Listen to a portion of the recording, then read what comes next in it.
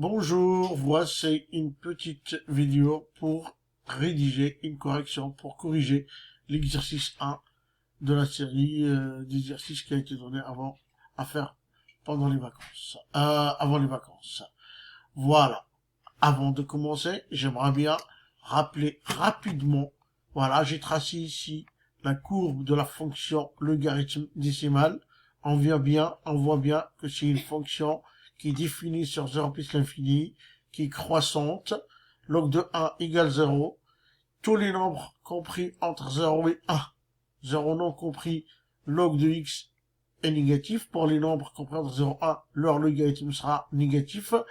Pour les nombres qui sont supérieurs à 1, le logarithme, il sera supérieur à 0. Donc voilà ce qu'il faut retenir, c'est une fonction croissante, définie sur 0 plus l'infini, et que pour x compris entre 0 et 1, le logarithme de x est négatif, et pour x plus grand que 1, log de x est strictement supérieur à 0. Et bien sûr, les 4 propriétés de la fonction logarithme qui l'ont rendu aussi célèbre, si célèbre.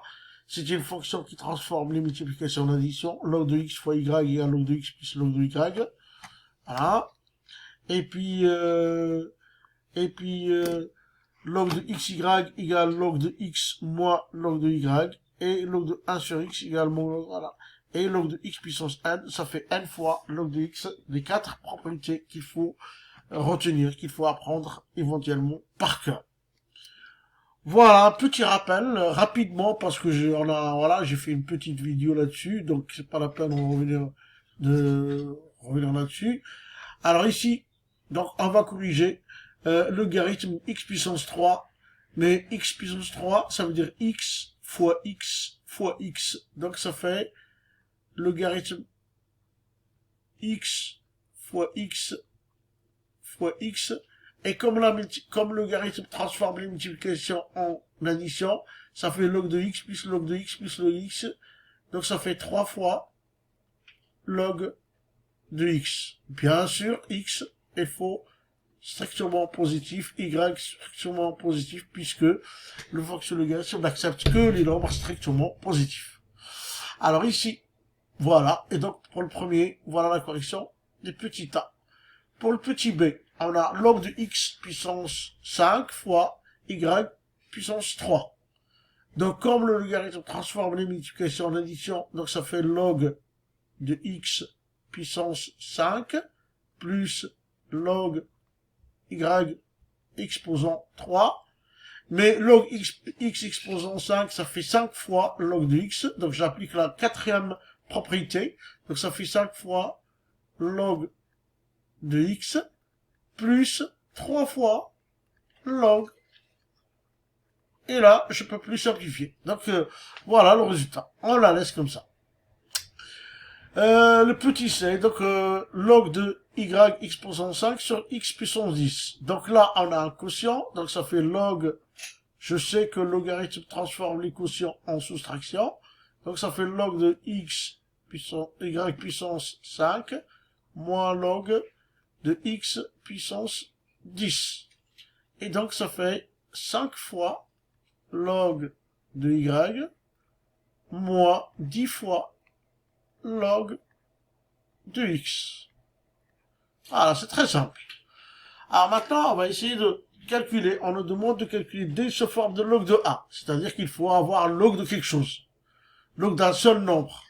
Mais je sais que le logarithme décimal a des propriétés magiques. Elle transforme les multiplications les additions en multiplication, ou les multiplications en addition.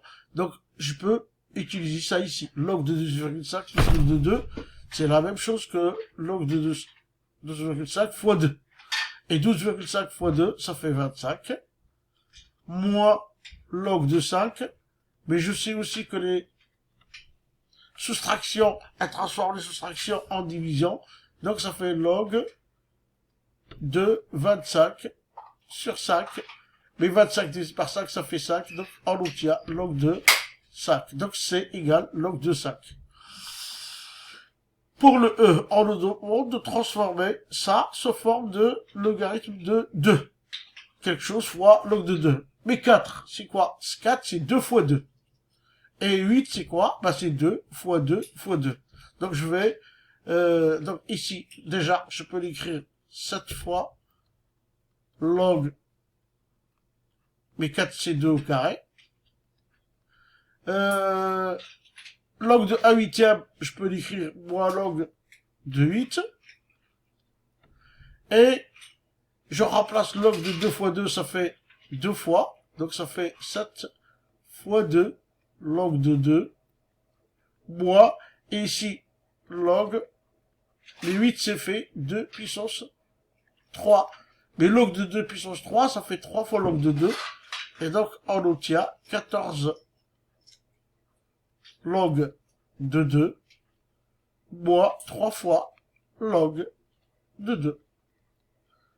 Et donc, ça fait 14 moins 3, ça fait 11. Et donc, on obtient 11 log de 2. Voilà le résultat. Et cette vidéo est terminée. Merci.